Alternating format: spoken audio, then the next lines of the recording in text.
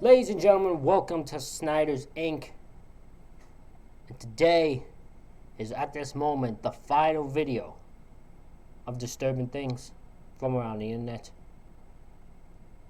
This one's gonna be a long one. It's 43 minutes long. So as you clearly see, you can clearly see from how long the video is. It's a pretty long video. So we're just gonna pretty much have to get right into it. This is the final one though of the series at the moment.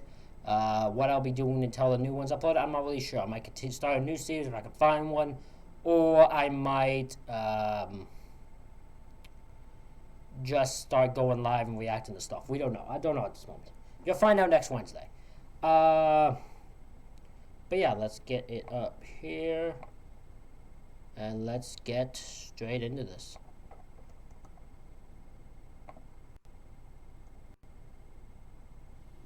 There are violent and disturbing images in this video.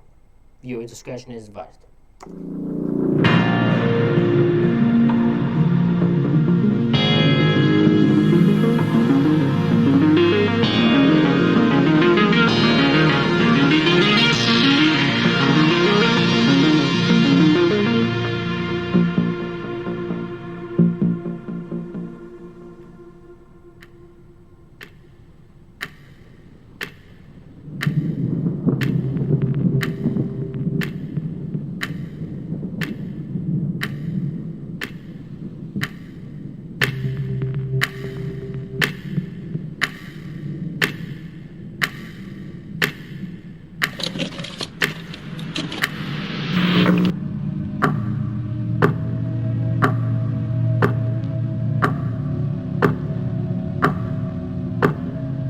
What do you do when you find yourself staring into a space? Empty, yet terrifying.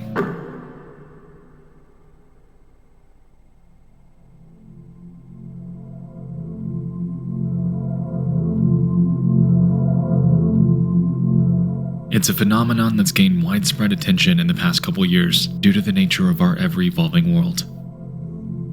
Things are changing, closing, being forgotten, and Now more than ever, this is definitely being filled.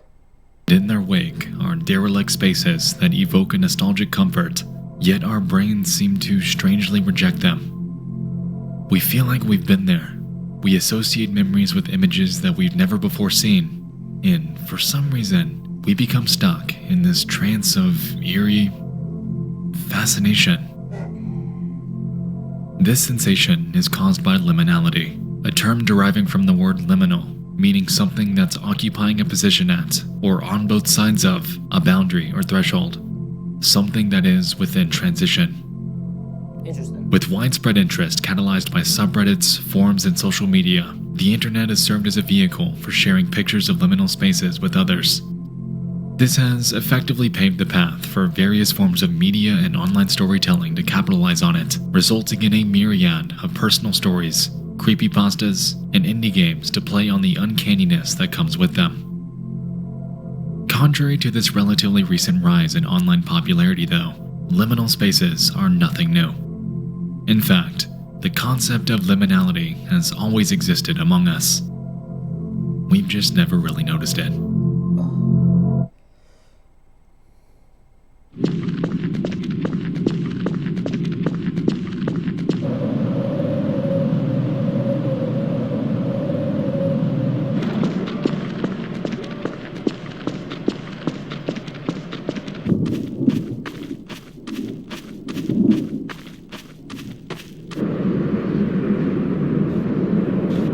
God, this feels weird. What is it about source maps that unnerve us? Is it the feeling of loneliness? The emptiness that comes with the very purpose of a landscape? Or is it perhaps the fact that we can hear the sounds of other humans carrying out their lives in the distance, yet in our eyes, we're the only ones here? It's a funny feeling that, a feeling of confused anticipation as we await people that will never come. Contrary to the evidence around us, buildings, furniture within a cozy apartment, beer in the fridge, nobody ever will.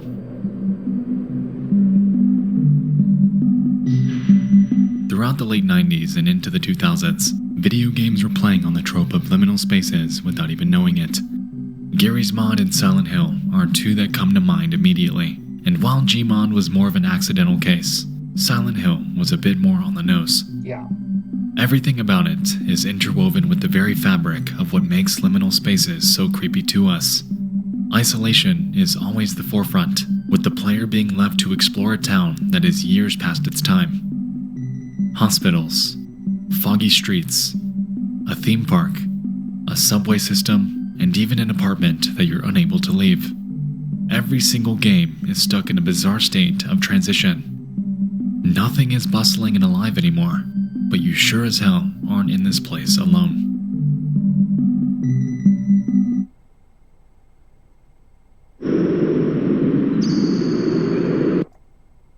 Yeah, that Silent Hill game is pretty dead on the nose with that one.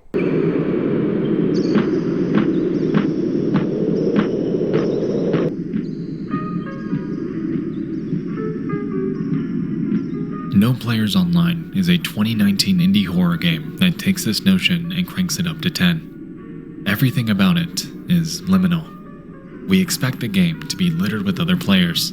We have the overwhelming sentiment that the space we're currently exploring was, at one time, the home to thousands of multiplayer matches.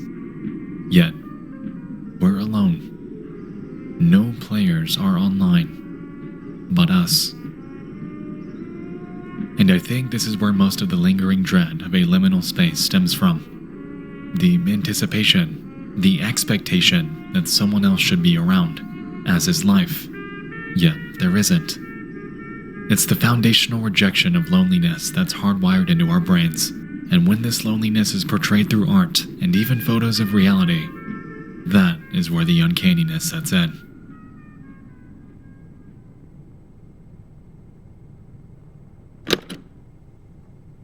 You know, autophobia is something inexplicably and terrifyingly unique, and you never really know it until you're in it.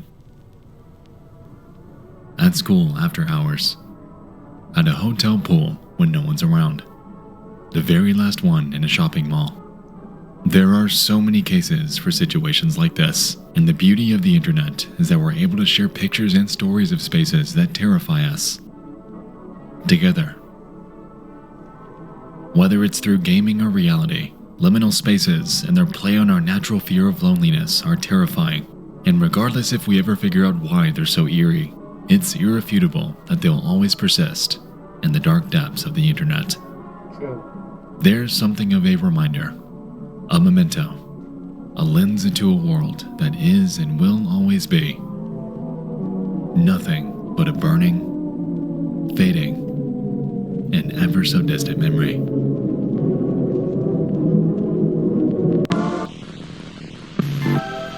It is a weird thing, isn't it?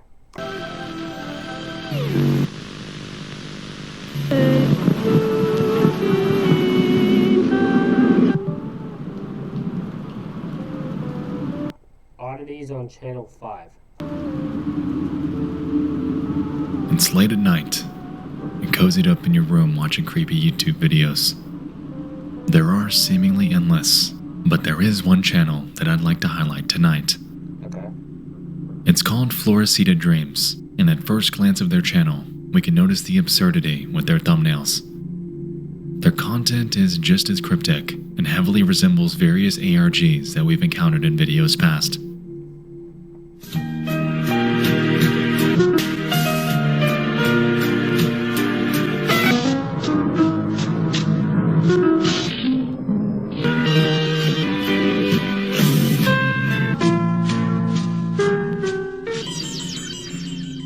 It's in Spanish, but that doesn't discount how strange it is.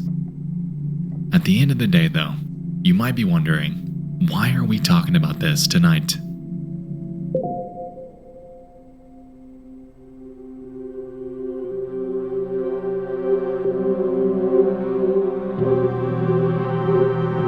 In the midst of scouring for topics to cover, I was sent an email by a person named Joshua. A link to this channel and their explanation of it states the following. After Spanish cartoons broadcasted in Mexico, there used to be a PSA showing missing people with their pictures and info on their last known whereabouts. One girl that showed up consistently was named Celine Delgado, and her only picture was of very poor quality, eerie, and her features were very vague. The actual video is in Spanish, but from what I understand, they suggest that she doesn't actually exist and was artificially made specifically to appear unsettling so people would better remember the broadcast. What? Interesting. The video in question was uploaded on September 2nd of this year and is titled Cinética del Patrón, Celine Delgado. Let's have a look. Okay. My first YouTube video. 30 seconds to video launch. Loading footage. Complete. Evento. Celine Delgado. Celine Delgado es un patrón de rostros artificiales. Los rostros son construidos artificialmente y simulan ser caras humanas, para generar emociones deseando generar estímulos supernormales.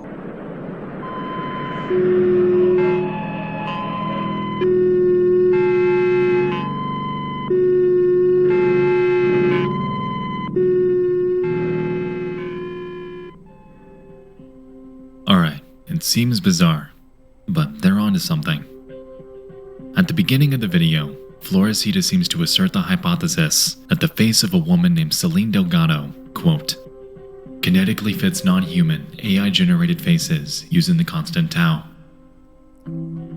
They go forth to explain the uncanny valley and how facial reconstructions cause uneasiness in those that encounter them. Following this, they superimpose various faces with the resulting images off to the right, and among these, Celine's face is shown mashed up with various others.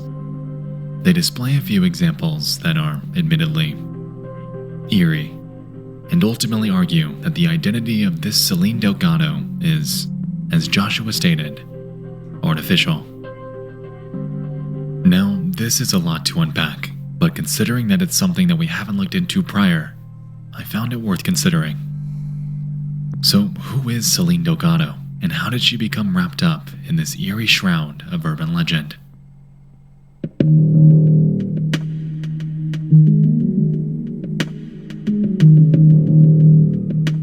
Throughout the 1990s, there was a TV segment run on Channel 5 in Mexico named Servicio de la Comunidad, or Channel 5 Community Service.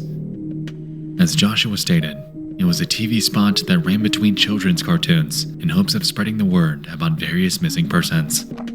The segments, contrary to what we're going to discuss later tonight, actually contain voiceovers giving various details and last locations of missing persons, and at first glance, these are mostly tame. When you really look into it though, the eerie nature of these TV spots stems from when you consider how Channel 5 handled the case of just one person, Celine Delgado. Over the years, her face would reportedly pop up in nearly every Servicio de la Comunidad segment, utilizing this exact same low-quality photo. There were times where they give a bit of background info about her, like the fact that she went missing on April 22nd and was just 18 years old. Celine Delgado López, de 18 años, se extravió el 22 de abril en la delegación Álvaro Obregón. But what cemented her case into the minds of thousands of people came nearly 30 years later. Interesting. Interesting that just missed this person popping up and them using her in this thing to locate missing people is turned this urban legend thing going. 30 years later. Time for lunch, munch, munch. Time for a munch, crunch, crunch.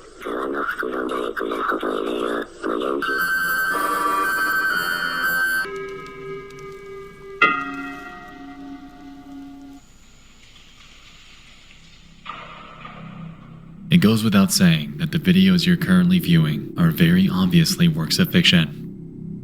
They were part of a stunt pulled by Channel 5 on their official Twitter page throughout 2019 and 2020. During this time, they were known to upload obscure, eerie videos to their account, only to delete them just hours later. It was an antic that ultimately catalyzed their rise to the Twitter trending page on numerous occasions, and also drives home the point that this real-world TV channel is not above messing with you.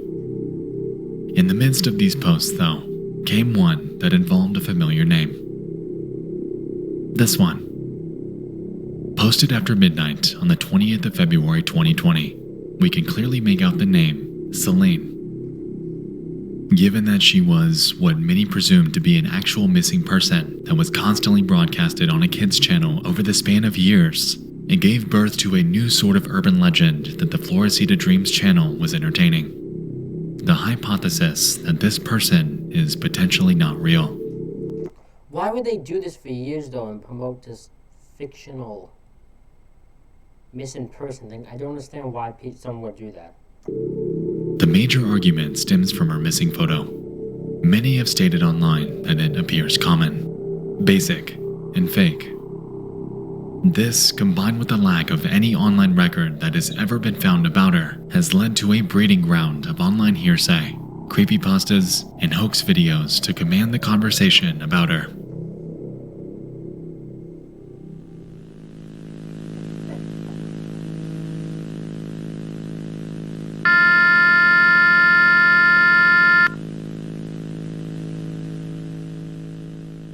Now, when I stumbled upon this video in my research, I, among many others, had initially assumed that this footage was real. Keeping in mind the other hoaxes and pranks that Channel 5 has played on its viewers, combined with the unconventional nature of these broadcasts being played on a kids' channel, I didn't doubt that they'd pull a prank like this to make her name stick with you. Ultimately, though, as is the case with many works of media online, this, too, was a hoax. But that doesn't discount the weirdness of this story. The way that Channel 5 has and is handling her name makes it seem like she's nothing but a tall tale. And unfortunately, given the nature of the internet, many have run with this notion. Regarding the real case of Celine Delgado, unfortunately nothing has ever come of it. She has, as far as anyone knows, never been found, and her case has sat that way for decades. Personally, I think Celine Delgado, contrary to the rumors online, is indeed a real person. The argument presented about her having a fake face just doesn't seem plausible. Her image is low quality because it was the 90s. Her record likely did exist, but was never digitized. The uncanniness of this image would be exponentially higher if this actually were fake. And it just doesn't make sense for a channel to slip a random fake person in their broadcast that would most likely never have been noticed back then. To me, Celine Delgado was a real person with a story that likely never received any sort of closure, and a person that is now forever wrapped up in the realm of urban legend. I will say it is disappointing that, yeah, because I probably guessed in the 90s that she was a real person who went missing, and unfortunately was never found due to the fact that, again, they probably, one, could never find her, and two, this urban legend happened, which has turned it into a fake. That she doesn't exist and she's fake and all that. It is disappointing of that.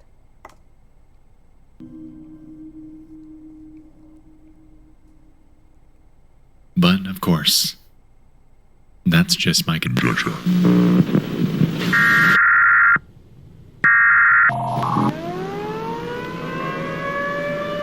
Oh god. What's this gonna be? Oh my god.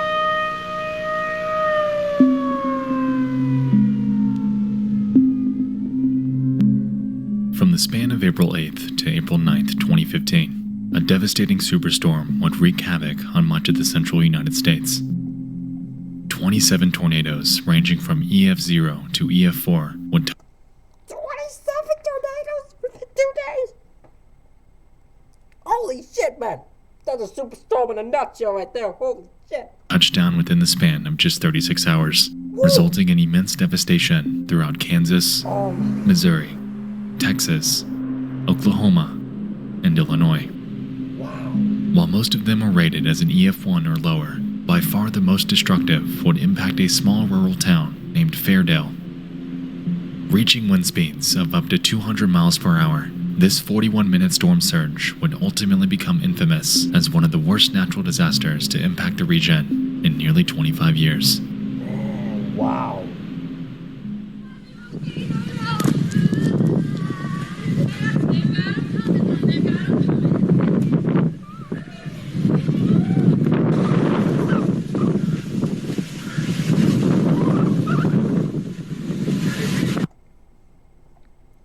Look at all the houses ruined, all the hopefully no, I don't even know if any lives were taken.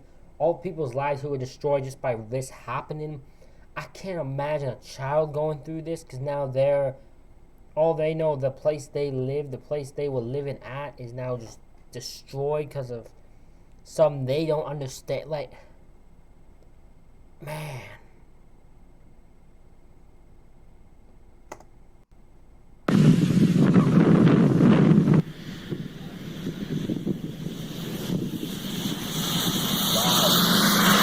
Look at that. Whoa! Look at that. Okay, I will admit, well, that looks terrifying. That is also one of the most beautiful looking shot things I've ever seen. That looks freaking awesome from a visual standpoint. That's probably also terrifying though, because I'm hoping this guy's about to drive away. Don't you drive near that direction. My God.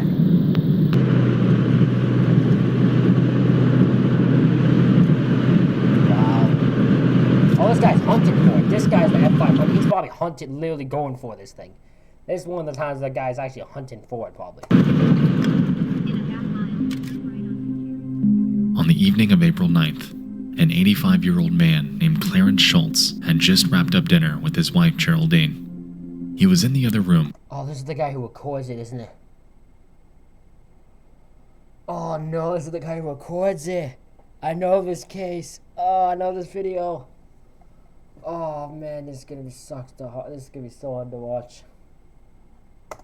Getting cleaned up when she suddenly called him back into the kitchen. "Look out the window," she claims. And when he does, Clarence would come face to face with a scene straight out of a nightmare. Immediately, he heads upstairs to grab supplies while she stays behind, and while up there, he pulls out his cell phone to take a quick video. What he was unaware of, though, was that while taking this footage, the tornado wasn't heading away, but rather straight towards them. Yeah, so yeah, what I've gathered is he did not seem very terrified at this moment, because he thought that by the looks of it, the tornado was going away from their area. So he went to grab lights now in case the power goes out, but he didn't think it was coming towards him when he recorded this video. Unfortunately, man, you got a wake-up call there.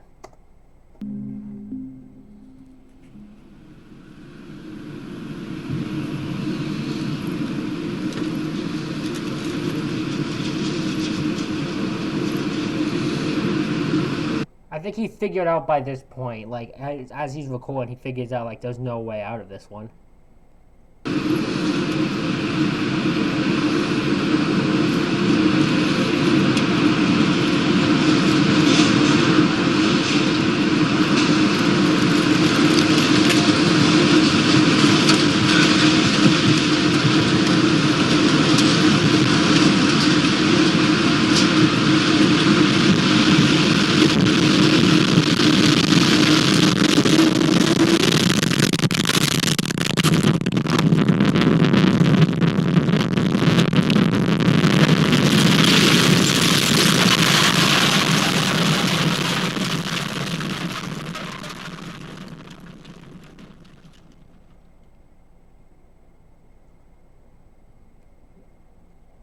I will say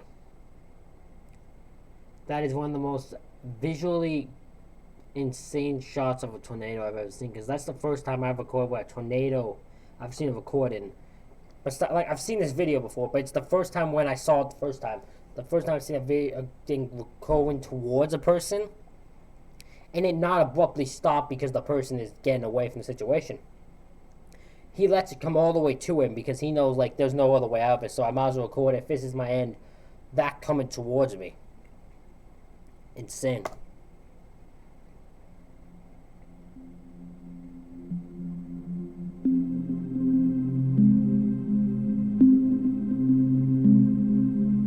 Clyde Schultz didn't make it back to his wife. But thankfully, he did make it out of this alive. God, you took a brutal beating, didn't you, boy? That's him right there.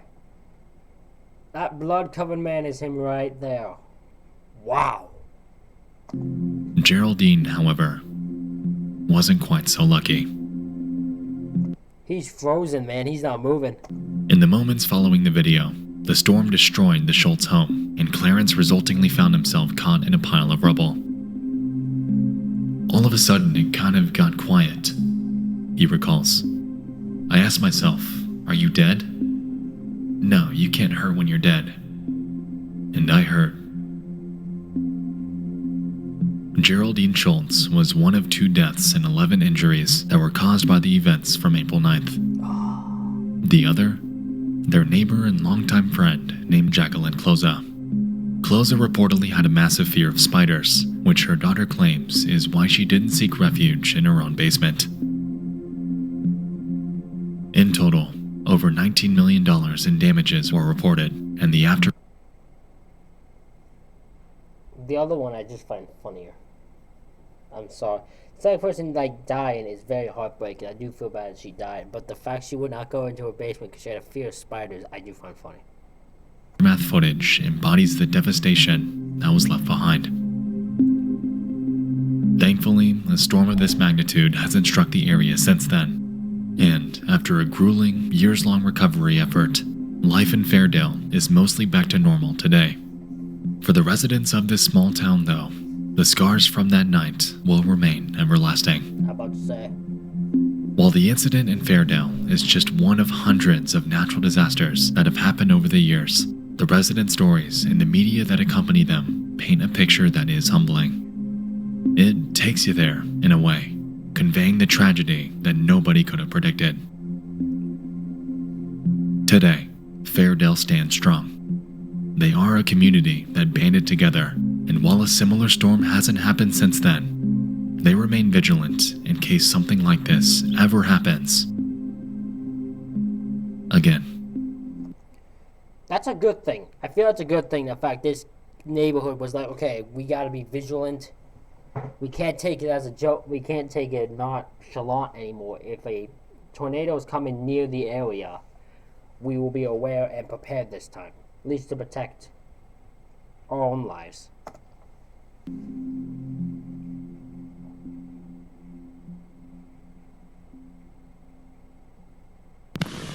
That was a cool way to cut out, by the way. I'm just gonna give Next Post credit there.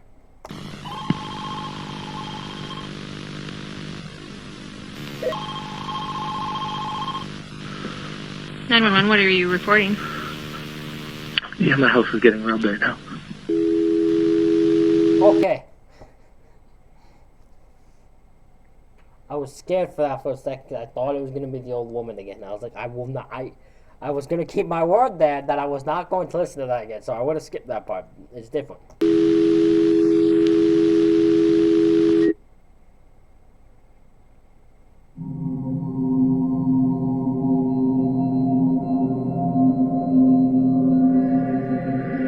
On December 1st, 2019, in Michigan, a man named Christopher Neal, his wife Haley Coe, and their 2-year-old daughter Charlotte were watching TV at home.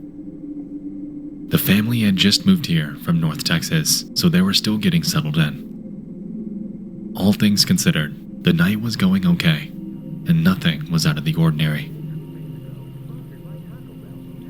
At around 10 p.m., the three hear a loud noise at the front of the house.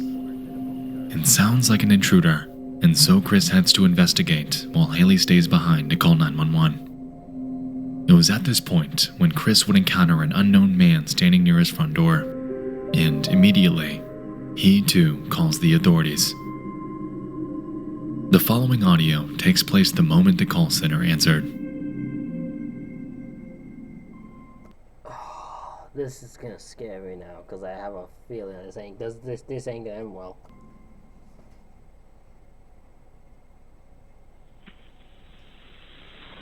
What is location of your emergency?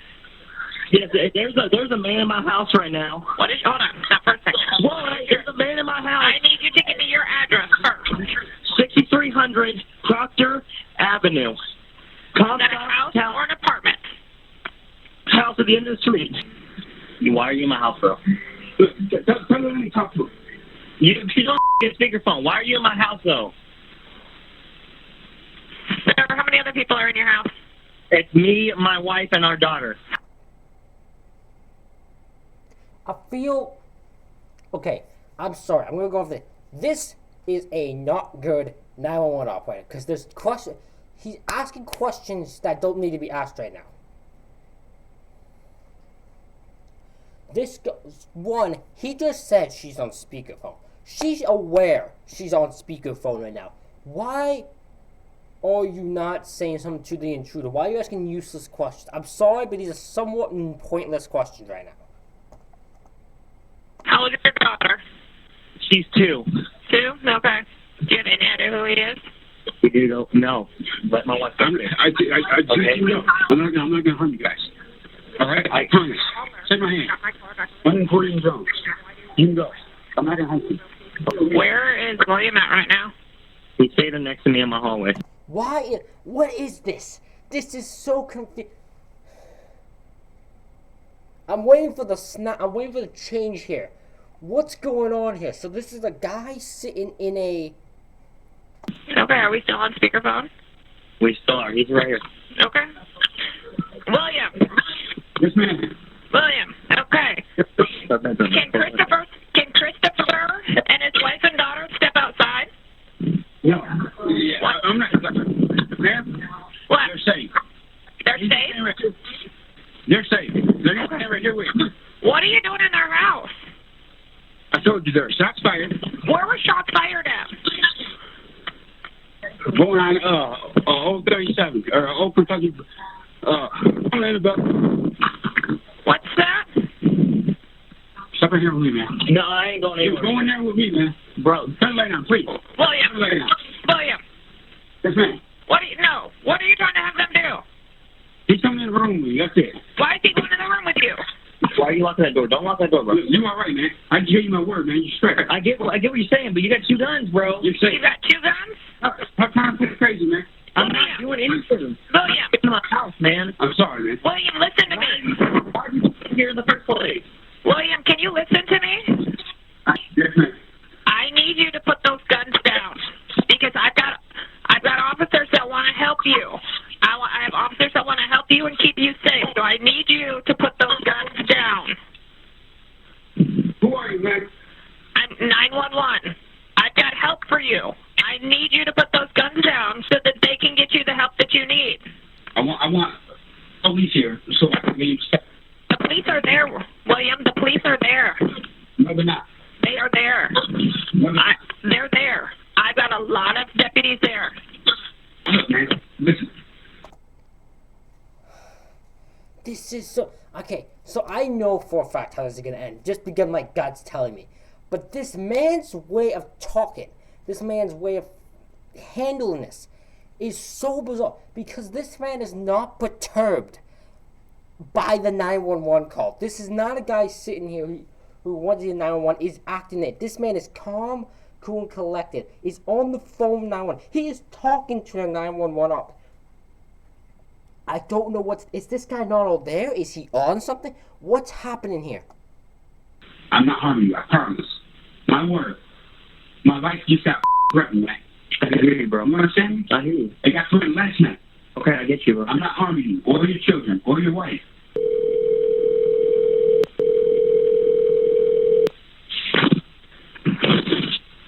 William. Yes. Hey, this is Joe from the Sheriff's Department. How are you, man? Tried your bad underneath the door. Don't come through that door. Okay. We're not going to come through the door, man, but I just want to talk to you and find out what's going on. Don't come through that door. Slide your bad underneath that door, man. Well, I'm not even up by the door, man. I'm outside the house.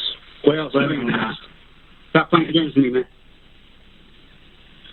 What's got you all worked up today, man?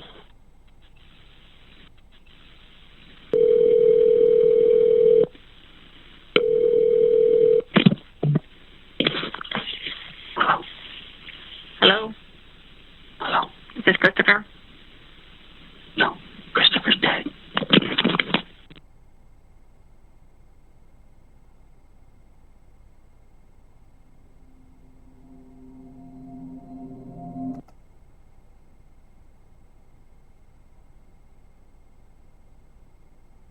Interesting. What a shift that took. What happened here? Contrary to the man's claim, Chris wasn't dead the moment he said it. Minutes later, though, he would be.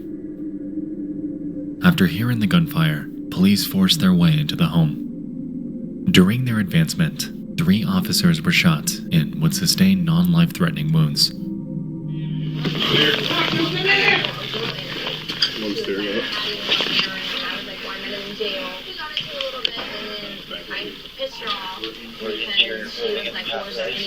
Hey, what's your name, man? Hey, this is Joe out here, okay? Man, we don't want anything bad to happen. We're not gonna hurt you. Listen to me, please. You're wrong. Slide your back before you reach the door. Say that again, man? Once they charged towards the bedroom that Jones was hiding out in, they'd encounter Neil lying on the floor with the bedroom window ajar. Outside of it was Jones trying to flee. However, his efforts were in vain. William Jones ultimately faced 19 felony charges and was accused of killing Christopher Neal and wounding 3 officers. He was reportedly well known in surrounding counties as a thief and home invader, and astonishingly, just 5 days prior to the murder, he was released from jail after serving time for a previous offense. During his arraignment, his defense attorney maintained his innocence, claiming that Jones was running from an attacker that night and ultimately sought refuge in the Neal home. I think the 911 audio speaks for itself. However, it'll ultimately be up to a jury in his eventual trial. Since the incident, Haley Coe has given birth to the couple's second child and is now raising them alone. With this, their oldest daughter will be forever scarred by the loss of her dad that night, and their youngest will never know him. This family had a life. The family had their dad, the husband, taken from them by a man who real thing is unknown. Because if it went a home invasion, he would have acted differently, I feel. I don't know what his intentions were and what led him to change what he was doing to cause him to kill Christopher here. But it's a disturbing situation, and the fact this guy clearly is not right in the head and caused that to happen.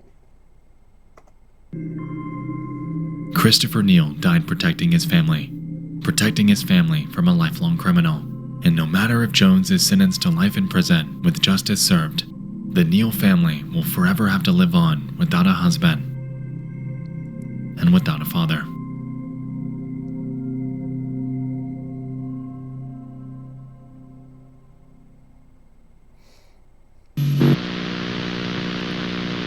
Coverage of a missing persons investigation is not a whole lot to go on, and that is why we need missing. Saturday evening, 1989. Oh, we going that? Oh, 1989. Okay. Central and North America are recovering from a recent Category 5 hurricane. United States President-elect George H.W. Bush is preparing to swear in as the 41st president with just under a week to go. And on Channel 5 up in Chicago, Illinois, an NBC-affiliated news station by the name of WMAQ is wrapping up its nightly programming. In relation to the other two, a news station broadcast keeping up the status quo doesn't seem all that notable or interesting. And to be honest with you, it isn't. Rather, it's what transpired afterwards that's piqued my interest.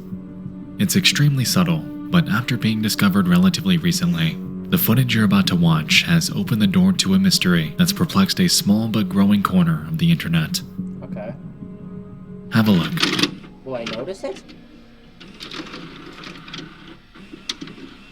This is WMAQ TV, Channel 5, NBC Television in Chicago.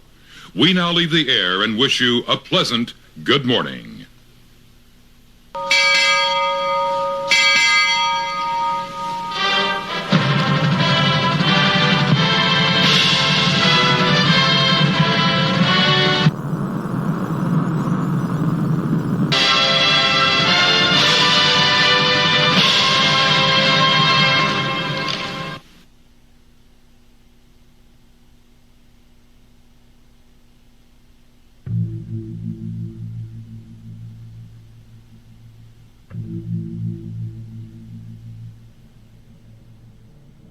It's a rarity that something as simple as a missing notice can fill me with such uneasiness.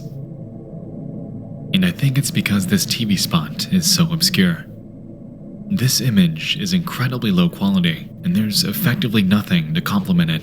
No height, weight, or age. No information about where they were last seen. No family contacts. No investigative progress reports. No voiceover to fill you in. Absolutely nothing. This just exists as a late-night post-broadcast info screen shown at a time when most viewers likely directed their attention elsewhere. All we're left with is the name Joanna Lopez, a poorly lit photo of her face, and a now defunct phone number that's been found to lead to the youth division of the Chicago Police Department. Something about the way this was presented just seems off, and considering the current online discourse about it, I'm not alone in feeling this way.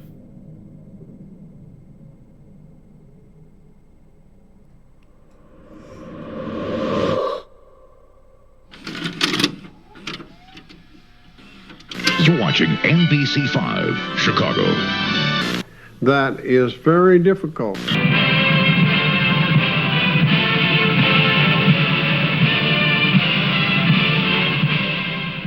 Two years later, in 1991, WMAQ would once again wrap up their nightly broadcast. In a strikingly similar and almost random fashion, Joanna's missing notice would be played once more.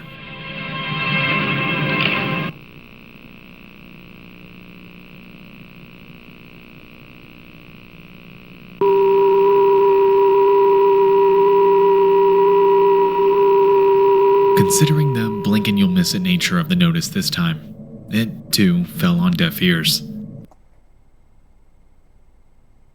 So someone might be hacking this station to put that up, but it's not doing it at a random moment like this. He's waiting till the end of the broadcast, then up doing it. Interesting. There was, again, no supporting info about her. No updates that might have cropped up in the prior 2 years. Still no age, height, weight, nothing. Just this obscure photo with the word missing plastered on top of it. Given how long it was since the last update, combined with the implied lack of any progress in the search, it was beginning to seem that the chances of finding Joanna were dwindling as the days went by. And to date, not a single other update had ever come of this. Joanna Lopez has presumably never been found.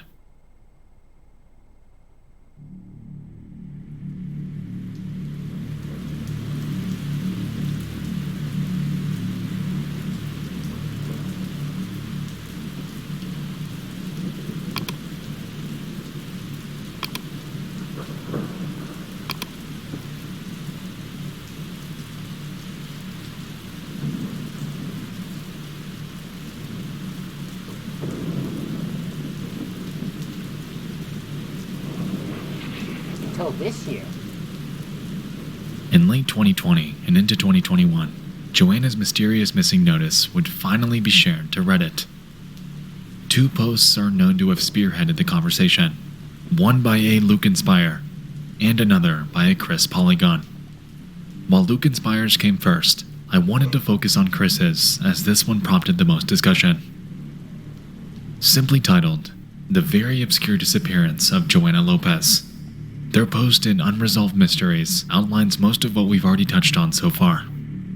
They go forth to claim that they have looked through various missing persons resources, however have found absolutely no information about her. Considering this is a subreddit devoted to discussing the unsolved, others quickly chimed in with theories on what they think might have happened. I think she was a runaway and was found pretty quick. Maybe she ran away again in 1991 and they used the same picture. 1989 and 1991 are not that far apart, and if she was in foster care, I doubt they had up-to-date pictures of her. Such a strange case. Okay. Wow, this one is strange. I found the number listed here as the Youth Division of the Chicago Police Department. So, on the face of it, the number is in fact legit. I don't have the guts to call it, but it's there. sounds like she escaped some kind of juvenile detention or probation. If it weren't for the reappearance of the photo 2 years later, I'd be inclined to believe that's exactly what happened. But then she was found and returned with her case never having a chance to escalate to federal involvement. The fact that it aired again in 1991, however, makes me think she was never found. And in the pre-internet days, her case simply slipped through the cracks. I hope I'm wrong. Throughout all of these, though, one comment stood out among the others. Okay. Posted by a proud evening star. They claim the following. Came across this post late last night, and it creeped me out so much that I couldn't sleep for a while. It really is so sad to think that a person can slip through the cracks like that and seemingly vanish altogether. I've been scouring the Doe network for unidentified Jane Does in and around the Chicago area all morning, and the only possible case I could find is from 1994. Here. I really hope we can find closure on this. My heart breaks for her. Yeah, it's very interesting. In fact, there's a missing person that probably was not found, or never found. Interesting. Heading to that link presents us with a Jane Doe, 276 UFIL. She was found deceased in an alleyway, naked from the waist down. It goes without saying that our working evidence is tenuous.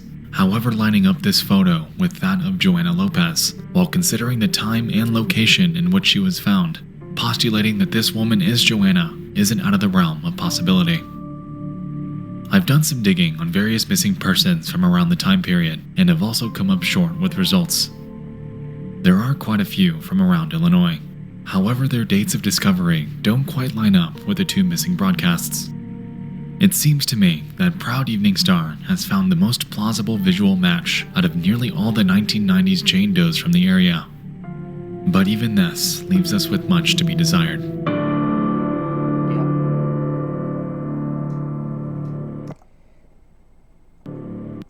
It is disappointing because there'll never probably be an actual conclusion to this.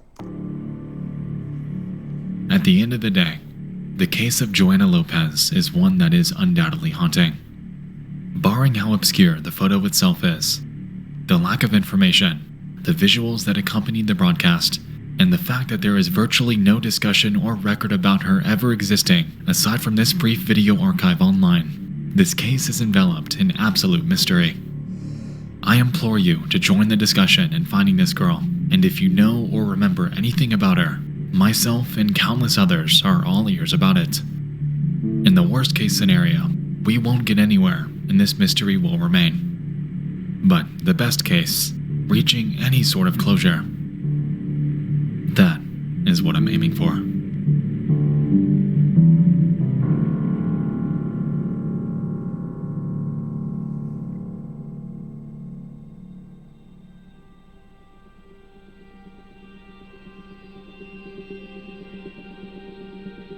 The internet harbors a vast abyss of content that is perplexing, intriguing, and immensely haunting. A community thriving off sharing derelict areas around the world. An internet urban legend that engulfed the name of someone who has never been found. An unforeseen natural disaster that wreaked havoc on a community. A 911 call in the midst of a home invasion. And a missing persons broadcast that never found a resolution. Thank you so much for tuning in to this special Halloween edition of Disturbing Things from around the internet.